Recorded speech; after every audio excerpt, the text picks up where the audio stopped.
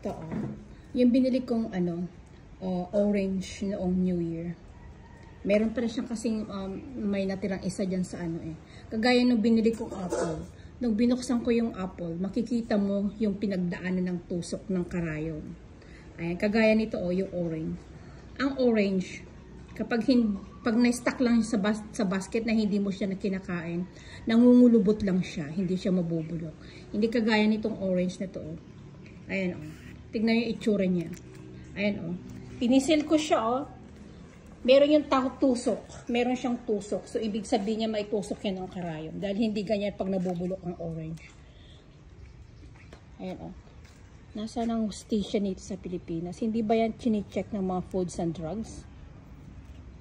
Sa gobyerno. Hindi ba nila chine-check yung mga pumapasok na pagkain dito? Kagaya ng mga prutas. Ayan Kung ako sa inyo, huwag kayong kakain ng mga yung mga apple, orange, yung mga fruits na galing ng China. Ayan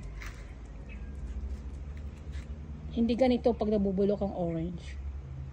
Nangungulubot lang siya. So, pero kung gusto pa rin yung kumain, check upin nyo yung apple. Kung may tusok yung apple o hindi. Yun lang po. Thank you.